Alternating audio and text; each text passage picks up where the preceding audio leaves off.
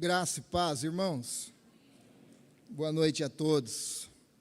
Como é bom estarmos na presença do Senhor, juntamente com a igreja, em comunhão, para juntos expressarmos nossa gratidão, nossa adoração a Deus.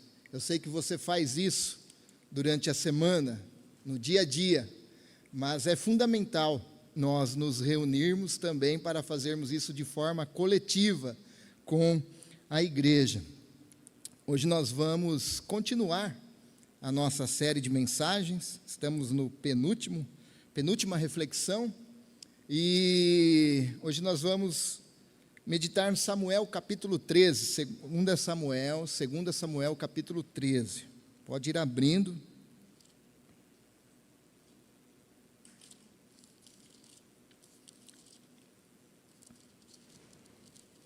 E deixa aberto.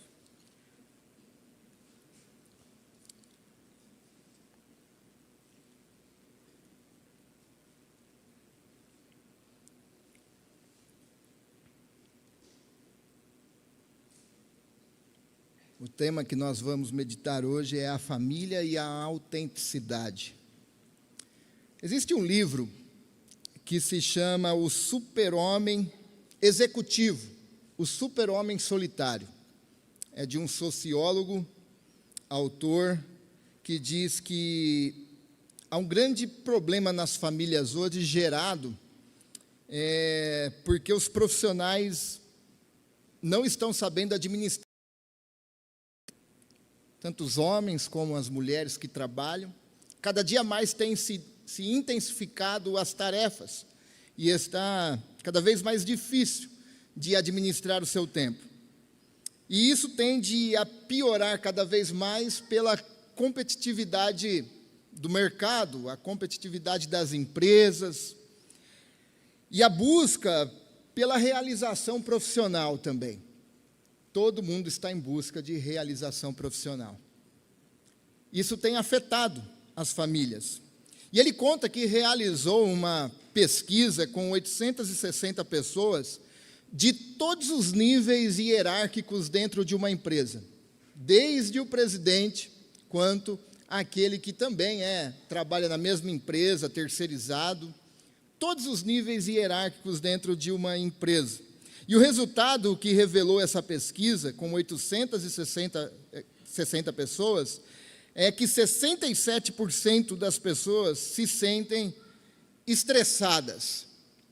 E por causa desse estresse, eles têm dificuldade de administrar o tempo.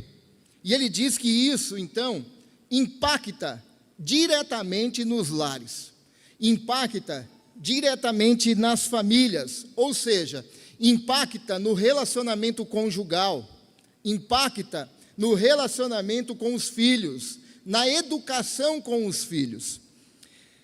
Mês passado, nós meditamos aqui sobre a vida de Davi, mês retrasado e mês passado, a série que nós fizemos entre desertos e palácios. E nós vimos aqui Davi, no momento da sua vida, vivendo como um refugiado e também fugindo do rei Saul, vivendo então no deserto. E nós vimos na trajetória de Davi que, como um bom profissional, vamos dizer, como um rei, ele foi um homem de sucesso. Ele teve grandes conquistas, ele teve grande sucesso na vida dele. Ele foi o maior rei de Israel. Ele compôs inúmeros salmos. O grande compositor que priorizava o relacionamento com Deus, houve uma queda, e foi a última reflexão que nós tivemos. E nessa queda, quando então ele foi confrontado por Natã, ele se arrepende e disse que poderia lhe tirar tudo, menos a presença do Espírito. Mas quando olhamos para a família, no quesito profissional, no quesito como um estadista, ele foi fenomenal. Mas quando viramos os olhos para a família de Davi, vemos então um tamanho desajuste nesse homem de sucesso.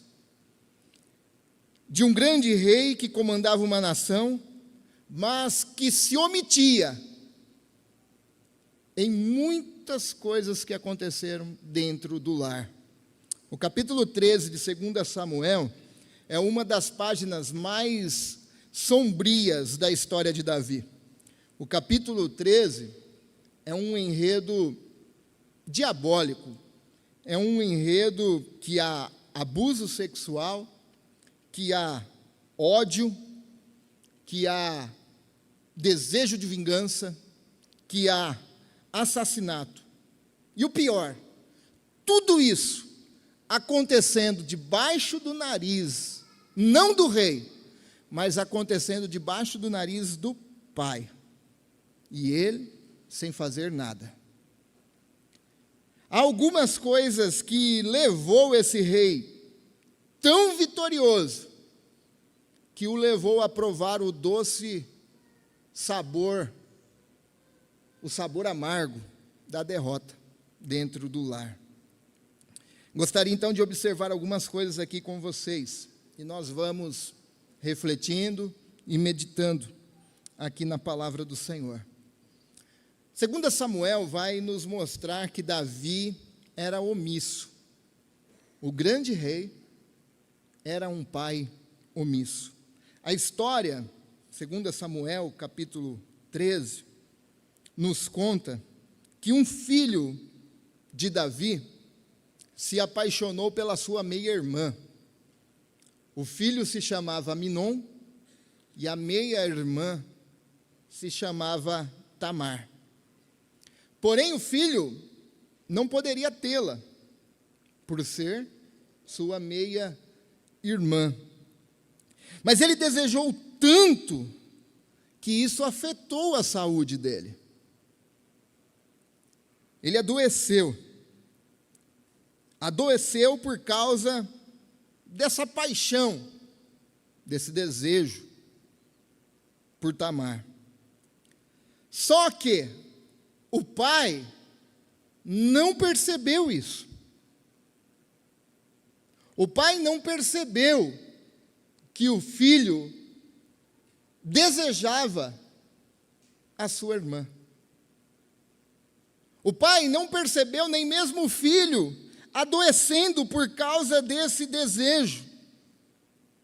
Talvez porque ele estava ocupado demais para governar um reino. Talvez porque um reino exige muito tempo de um rei. As demandas de um reino ocupam demais a agenda do pai. 2 Samuel, capítulo 13, versículo 3, diz: Contudo, Aminon tinha um amigo muito astuto, seu primo, Jonadab. Ele era filho de Simeia, irmão de Davi. Certo dia, Jonadab disse a Aminon: Qual é o problema?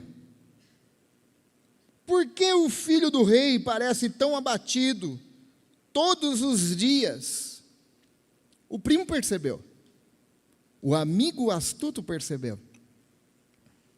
Aminon lhe respondeu: Estou apaixonado por Tamar, irmã do meu irmão Absalão. Faça o seguinte, disse Jonadab: Deite-se e finja que está doente. Quando seu pai vier o visitar, peça-lhe que lhe deixe Tamar vir e preparar algo para você comer. Peça que ela prepare o alimento, aqui mesmo, para que você veja e ela o sirva. Davi não está atento ao que está acontecendo com teu filho. Não está atento ao desejo que teu filho está nutrindo no seu coração. Não está atento ao que estava acontecendo dentro de casa. Davi não está atento ao filho, mas o amigo astuto está. O pai não está percebendo os sentimentos, as emoções, o desejo, aquilo que ele quer fazer, mas o amigo astuto está. O amigo conhece mais o filho do que o pai. E aqui nós podemos abrir um parênteses e nos perguntar, como pais, qual é o nosso relacionamento, o nosso grau de relacionamento com os nossos filhos? Ou nós estamos correndo atrás de dar coisas que nós não tivemos para os nossos filhos, achando que isso vai suprir a necessidade real da vida, que é compartilhar e viver e ter o tempo junto. Porque quando nós não temos esse grau de compartilhar a vida, de estar juntos, de não percebermos, outro tem. Outro percebe, outro aconselha. Outros têm seus planos. Davi, sendo um homem tão perspicaz, não notou o filho, não notou o plano do filho em seduzir a sua meia-irmã. Nós temos que estar atentos a quem são os amigos dos nossos filhos. Será que o círculo de relacionamento dos nossos filhos são mais amigos do que nós mesmos? Que eles não têm coragem de compartilhar para nós o que eles sentem? Que eles não têm coragem de compartilhar para nós as suas emoções, os seus sentimentos, as suas fraquezas, os seus erros? Porque quando nós não temos, outra pessoa tem. Infelizmente, na maioria das vezes, essas pessoas são astutas, que o inimigo da nossa alma usa para, apenas através de uma brecha, afaste os nossos filhos de nós e de Deus. Nós temos que estar atento quem frequenta nossas casas. Hoje existe os influencers, não é? E meus irmãos, eu não sei se vocês acompanham, mas eu acho que a proporção de influencers que leva os nossos filhos desde criança para um caminho que não é os princípios da palavra de Deus tem sido inúmeros. Inúmeros. Tem acabado com essa geração. E se nós não falamos sobre os princípios de Deus, sobre os conselhos de Deus, para os nossos filhos, para os nossos netos, para a nossa esposa, para o nosso esposo, outros irão fazer isso. Outros vão fazer isso. Porém, no sentido contrário.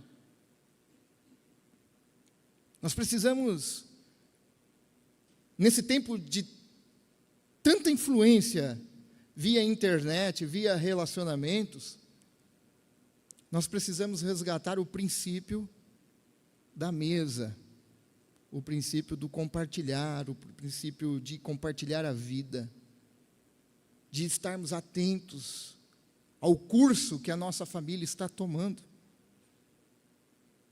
O problema é que muitas vezes nós percebemos isso tarde demais. Tarde demais.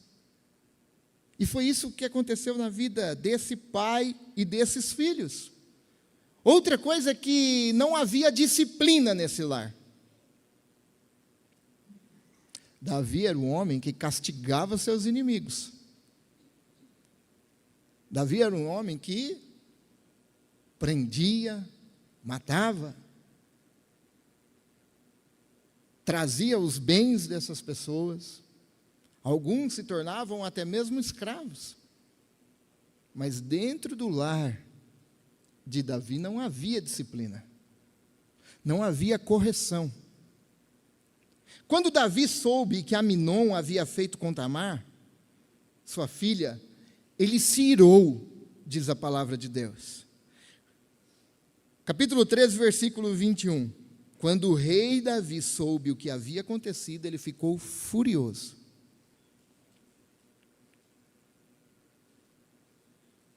Quando Davi soube que Aminon havia feito a sua irmã e ainda usou ele para cometer o estupro, Davi ficou enfurecido, porém a fúria de Davi não produziu justiça.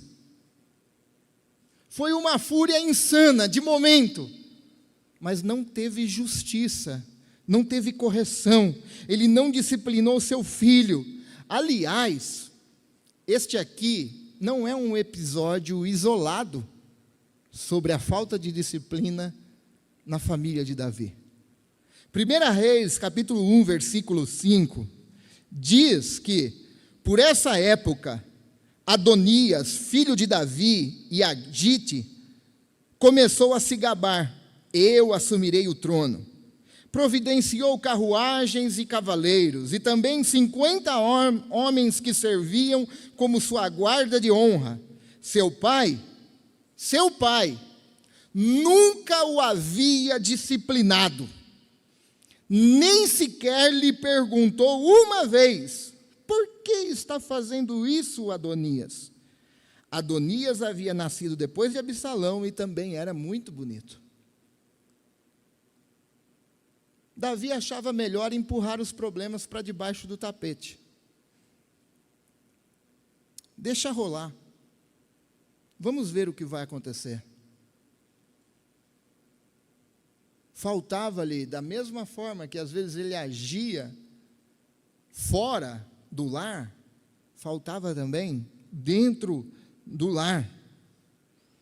Davi não chama para conversar Aminon. Davi não chama para confrontá-lo, não chama para corrigi-lo, não. Ele se ira e se cala. Fica irado, mas não toma nenhuma atitude. Ele não sabe dizer não. Aliás, talvez isso tenha sido a grande dificuldade dos pais hoje, dizer não. E se nós não dizemos não, a vida vai dizer não. A entrevista no trabalho vai dizer não. A namorada vai dizer não. As pessoas vão dizer não. E se nós não dizemos não, ele não vai saber lidar com o não, que ele vai receber muitas vezes na vida. E nós temos que forjar, então, os nossos filhos para estar preparados para a vida. Davi não faz isso. Ele não sabe contrariar. Ele é valente guerreiro fora de casa, mas um fraco dentro de casa. Ele é um grande líder, mas dentro de casa se torna pequeno. Foi omisso com Aminon, foi omisso ao confortar Tamar. Tamar nem procura o pai, você vai ler no texto. Tamar vai direto para o irmão, Absalão. Pense bem, a filha é abusada. Pela lógica, ela teria que recorrer ao pai. Mas ela não faz isso. Por quê? Porque os relacionamentos estão quebrados dentro dos lares. O relacionamento está quebrado no palácio. E o único conforto que ela encontra é nos braços do irmão, de Absalão. Davi não confronta Aminon. Davi não conforta Tamar. Davi se omite depois a confrontar também Absalão. As coisas estão acontecendo debaixo do nariz de Davi, se intensificando cada vez mais, e ele está lá, sem fazer nada. Nada. Terceira coisa que não existia, assim como nós refletimos na primeira reflexão dessa série, e é de suma importância relembrarmos, não há diálogo nessa casa. Não há. Quando Absalão decide, então, se vingar de Aminon, Absalão trama um plano.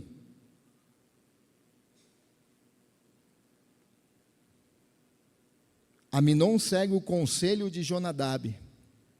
Ele fica, então, enfermo, pede para que o pai envie a sua filha Tamar para fazer um bolo para ele, que ele desejava comer das mãos dela. E o pai assim faz. Leva a filha a Aminon. Aminon, então, come do bolo e tenta flertar Tamar. Tamar não cede ao flerte. E Aminon avança por cima de Tamar e abusa Tamar. Mas logo após que ele abusou de Tamar, ele a rejeita. Ele não quer mais nada com ela. E ela fala: não, não faça isso comigo, meu irmão. O que vai ser de mim agora? E ele manda ela embora, escorraça de casa. E ela não corre para o pai, ela corre para o irmão. E é interessante, porque o irmão, quando a vê, já diz a ela: esteve contigo Aminon? Antes mesmo de ela contar o que havia acontecido. Absalão já havia percebido o que estava acontecendo dentro de casa.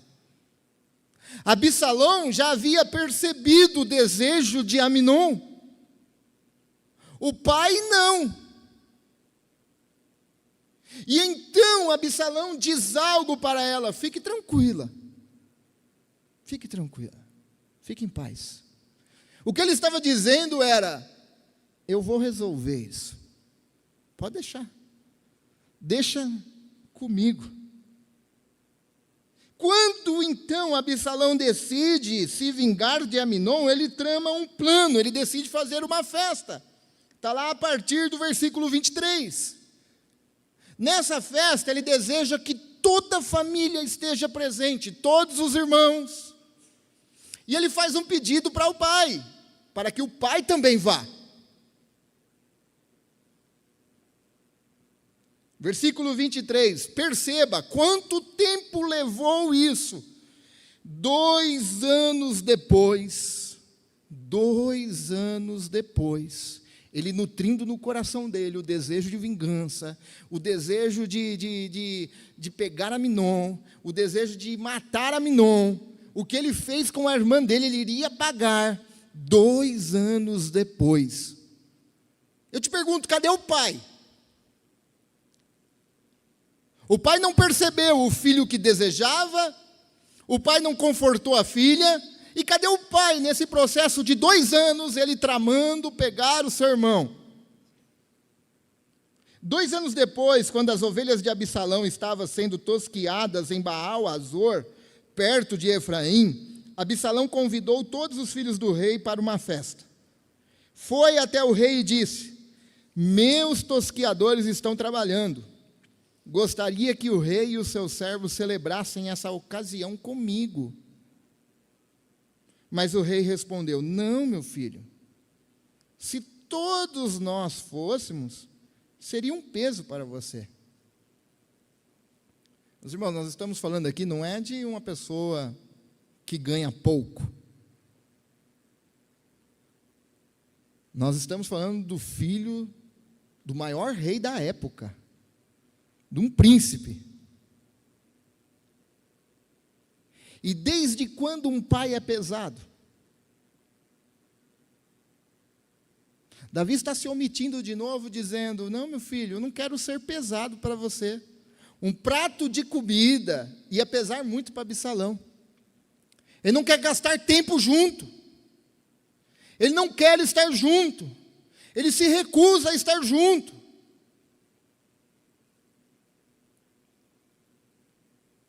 Embora Absalão insistisse: não, o senhor tem que estar. O rei se recusou a ir.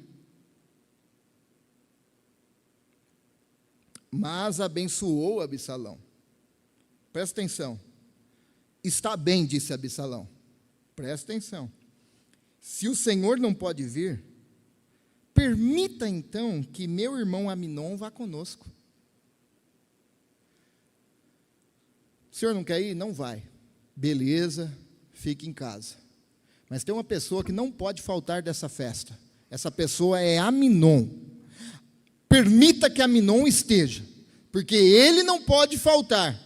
E o mais interessante é que Davi respondeu: por que Aminon?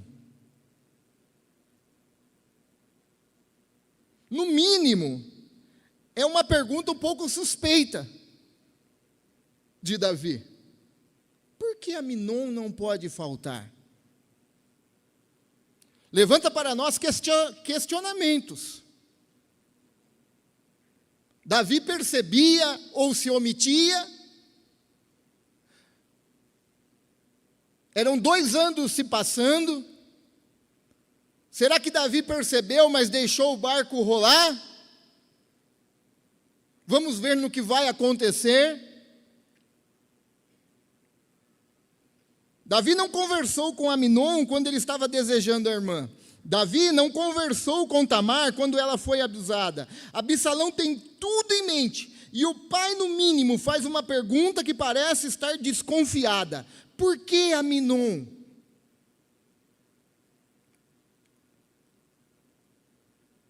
Qual era a atitude do pai nesse momento? O que o pai deveria fazer nesse momento? Acredito que ele deveria chamar o filho e dizer: meu filho, vem aqui. Eu tenho percebido que desde o dia que Aminon forçou sua irmã, você tem nutrido um desejo de ódio, um desejo de vingança no coração, meu filho. E já se passaram 2 anos. E isso parece que tem se intensificado cada vez mais. Ele deveria dizer: meu filho, vamos dar um basta nisso. Vamos acabar com isso, vamos resolver, vamos sentar em volta da mesa, vamos conversar, meu filho. Vamos colocar olho no olho, frente a frente. A situação que está não dá mais. Mas assim como Davi, nós muitas vezes, não em grande proporção, como aconteceu a Aminon e Tamar, mas muitas vezes nós nos recusamos a confrontar, a conversar, a ensinar, a gastar tempo com a nossa família. E se a célula mother da sociedade vai ruim, que é a família, a igreja vai ruim, a sociedade vai ruim, as escolas vão ruim, a política vão ruim, porque os pais estão em busca de realizações profissionais, materiais, e não querem gastar tempo para ensinar, para confrontar, para corrigir, para disciplinar. Muitos hoje preferem varrer para debaixo do tapete, irmãos. E isso tem surtido na sociedade e na igreja, em todas as áreas, um problema. E esse problema é porque nós, pais, temos nos recusado a seguirmos os princípios da palavra, de ensinar e disciplinar os nossos filhos no caminho do Senhor. Davi não conversa, ele se omite. Em muitas famílias há uma falta de diálogo, e isso é uma realidade. E aquilo que não é dito gera tensão no lar. As pessoas ficam remoendo aquilo, remoendo, e não dizem, não conversam. A experiência de nos comunicarmos tanto por meio das redes sociais tem afetado diretamente e acentuado a diferença que isso existe entre nós. Nós estamos cada vez mais ligados, mas cada vez mais afastados um do outro. Dentro de um âmbito familiar, e isso tende a se acentuar. Afinal, em um mesmo lar, vivem pessoas de gerações diferentes. E é difícil conciliar essa conversa de pessoas de gerações diferentes, de educações diferentes, de criações diferentes. Mas para nós que somos discípulos de Jesus, não muda. A palavra de Deus é a mesma, os conselhos de Deus para o nosso lar, para a nossa família, são os mesmos. O princípio é ter Jesus, Deus, no nosso lar e na nossa família, e deixar que Ele venha então atuar em todos os âmbitos do nosso lar, no dia a dia da nossa vida. O ato de falar funciona na direção de um sentido de cura. As pessoas precisam falar, as pessoas precisam conversar, a família precisa estar pronta a acolher.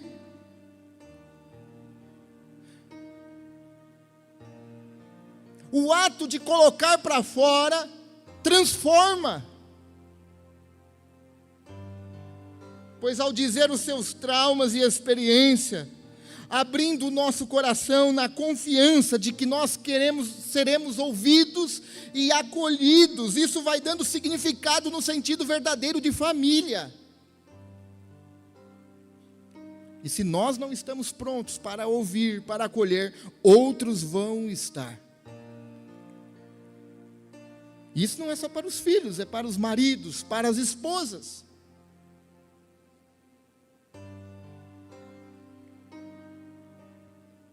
Um lar sem diálogo,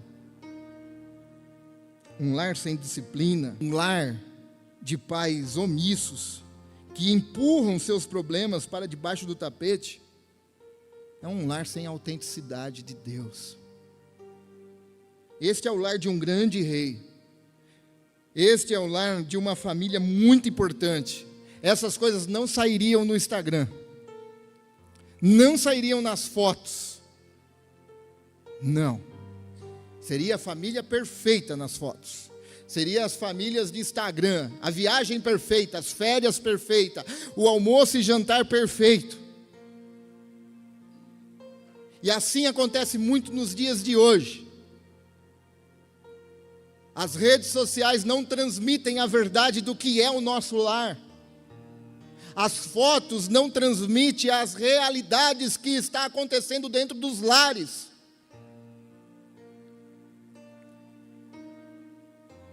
Mas Deus, em nome de Jesus Cristo, tem um plano, como nós vimos, para a nossa família, de sermos benditos e abençoados por meio de Jesus Cristo, se nós seguirmos a palavra e aplicarmos os conselhos de Deus para a nossa vida e para a nossa família, em nome de Jesus. Esse é um lar de um grande rei, um lar de um grande guerreiro, mas um pequeno pai que se omite diante dos problemas familiares. É o lar de um grande líder estadista, mas um pigmeu dentro de casa. É um lar que negocia com o mundo todo da época, mas não gasta tempo com a família.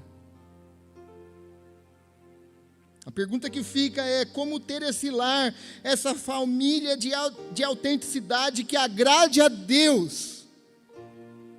Como nós podemos fazer isso?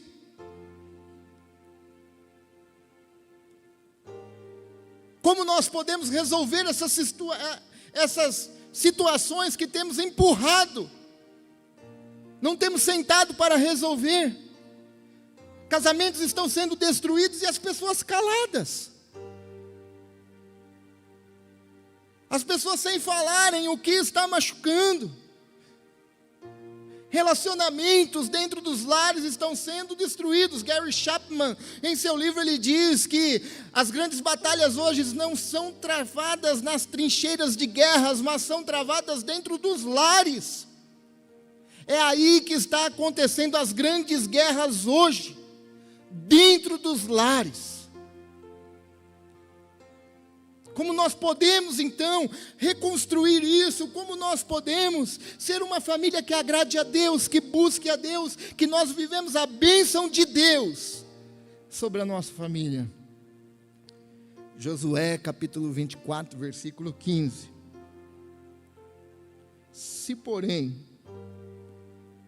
não agrada a vocês servir ao Senhor, escolham hoje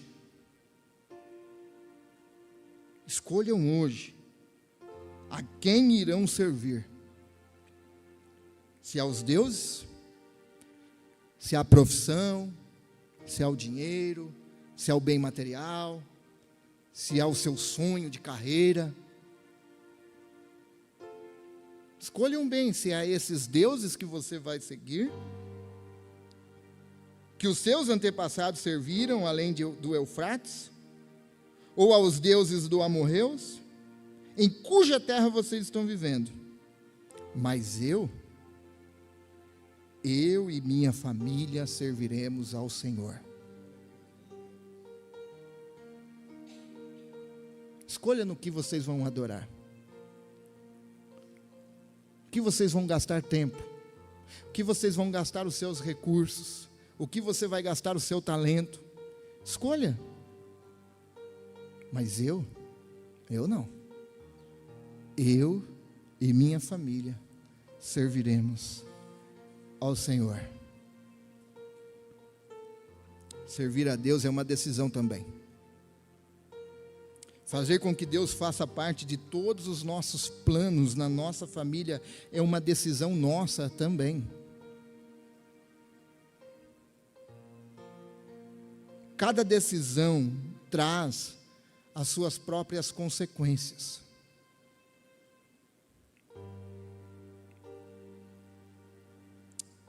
A decisão de Aminon de seguir os conselhos de Jonadab o levou à morte. Absalão o matou. A decisão de Absalão o levou a matar seu irmão. A decisão de Davi o levou a perder seu filho. A pergunta que fica é: qual é a decisão que você vai tomar hoje? Empurrar os problemas para debaixo do tapete?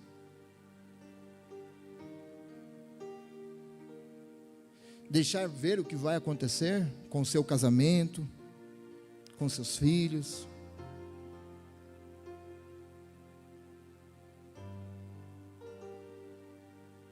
Ou você vai sentar, conversar e dizer: quem vai reger os princípios dessa casa é Deus, é a palavra do Senhor. Josué, como líder da sua casa, tomou essa decisão: eu e minha casa serviremos ao Senhor. E a partir que ele tomou essa escolha, ele teve a responsabilidade de dar o exemplo. Temos que ser exemplos, irmãos, para os nossos filhos. Os influencers não podem ser referência dentro do nosso lar. Referência dentro do nosso lar tem que ser nós, como os discípulos de Jesus.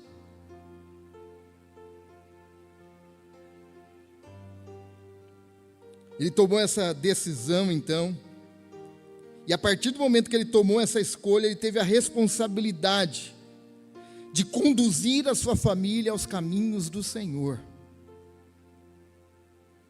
Isso com certeza exigiu dele tempo, compromisso, disciplina, estar presente.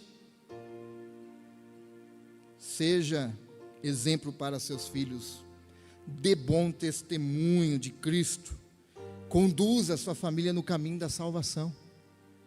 Não perca a oportunidade todo momento que tiver. Quinta, nós falamos no pequeno grupo, e deixo já o convite para vocês, para estarem nos pequenos grupos. E quinta, nós falamos lá no nosso, que nós muitas vezes temos o sonho para o nosso filho.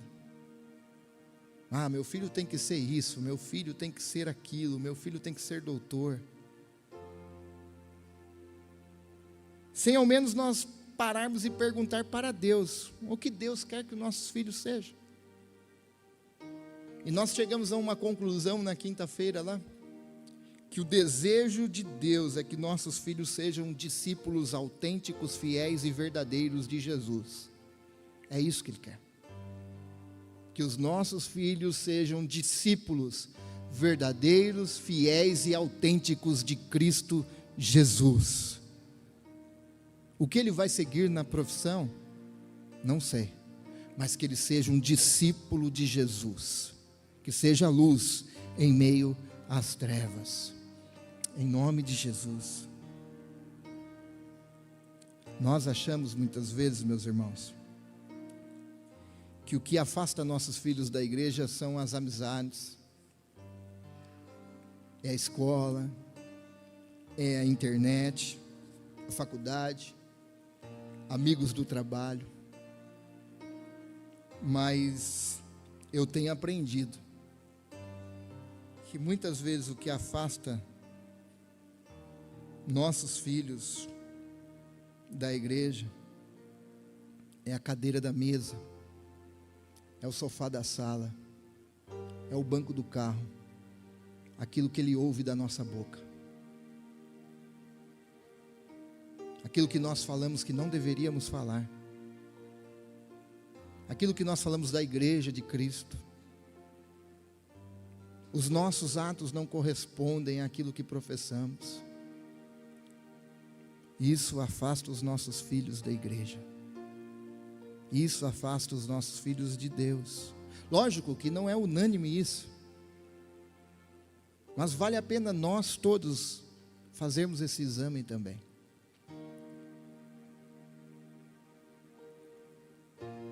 Você pode começar por você. Talvez seu esposo, sua esposa, seu filho não serve a Cristo ainda. Mas você pode dizer a Deus: Deus, assim como Josué disse, eu quero dizer e crer, eu e minha casa serviremos ao Senhor. Você pode dizer um amém por isso? Assim seja. Assim seja. Deus, em nome de Jesus, meu filho, meu esposo, minha esposa tem se afastado da presença do Senhor. Isso não é sinal que ele não vem mais na igreja. Ele pode estar aqui na igreja, mas afastado de Deus. Mas em nome de Jesus, você pode dizer: eu creio que eu e minha casa serviremos ao Senhor. Faça como Josué, decida hoje, não deixe para amanhã, decida hoje, em nome de Jesus. Rick Warren diz: Deus é especialista a dar às pessoas um novo começo. Qual é o começo que você precisa no seu lar? Qual é o começo que você precisa no seu casamento? Qual é o começo que você precisa de novo no seu relacionamento? Deus é especialista em dar um novo começo para as pessoas. Que em nome de Jesus seja uma noite de um novo começo para você, para seu lar e para a sua família, em nome de Jesus. Amém? Vamos orar? Você pode fechar os seus olhos, interceder nesse momento pelo seu lar, pela sua família que aqui está, ou talvez a sua que não está. Mas nós cremos que Deus pode visitar o coração dessas pessoas neste momento, trazê-los à lembrança da presença de Deus, dos momentos que eles passavam com Deus, nos momentos que eles se relacionavam com Deus. As pessoas precisam desse novo começo. Ó Deus, em nome de Jesus, Pai, queremos nesse momento, Senhor, te agradecer por tudo que o Senhor ministrou ao nosso coração. Ó Pai, somos falhos, somos imperfeitos, somos pecadores, Sou marido pecador, sou pai pecador. Ó Deus, erro em atos, em omissões, eu erro, Senhor. Ó Deus, mas em nome de Jesus, que o Teu Espírito venha soprar no meu lar, que o Seu Espírito venha soprar na minha família, que o Senhor venha soprar em nós, ó Deus, no nosso relacionamento, trazendo novo começo nos lares, Pai, trazendo novo começo entre marido e esposa, entre pais e filhos, filhos e pais, em nome de Jesus, Senhor. Ó Pai, oramos, Senhor, por essas famílias que aqui se encontram, que o Senhor abençoe cada família desta igreja, aquilo que eles necessitam, de paz, alegria, harmonia, comunhão, em nome de Jesus. Oramos por aqueles que estão representando uma família aqui, que às vezes estão sozinhos, que os filhos não estão, o marido não está, o pai não está, a mãe não está. Nós oramos por essas pessoas, para que o Senhor toque no coração delas, em nome de Jesus. Que o Senhor as visite, que o Senhor, em nome de Jesus, Pai, possa agir, Senhor, nessas pessoas, Pai. Nós queremos dizer, mesmo não vendo, mas crendo, que nós e nossa família serviremos ao Senhor. Nós e nossa família serviremos ao Senhor. Os nossos filhos servirão a Ti. As nossas esposas servirão a Ti. Os esposos servirão a Ti, Senhor. Em nome de Jesus. Toca, Senhor. Toca na sociedade através da Tua igreja, através da família. Em nome de Jesus, Pai. Oramos nessa noite a Ti, Senhor. Perdoa, Senhor, os nossos pecados. Perdoa as nossas falhas, nossas transgressões, nossas omissões, a nossa falta de corrigir, a nossa falta de disciplina, a nossa falta de comunicação, de diálogo no lar, Senhor. Mas que esta palavra venha penetrar em nosso coração, para que nós possamos resgatar e o Senhor dar um novo sentido, um novo começo para a nossa família, em nome de Jesus. Em nome de Jesus. Todos juntos vamos dizer amém. Vamos se colocar de pé.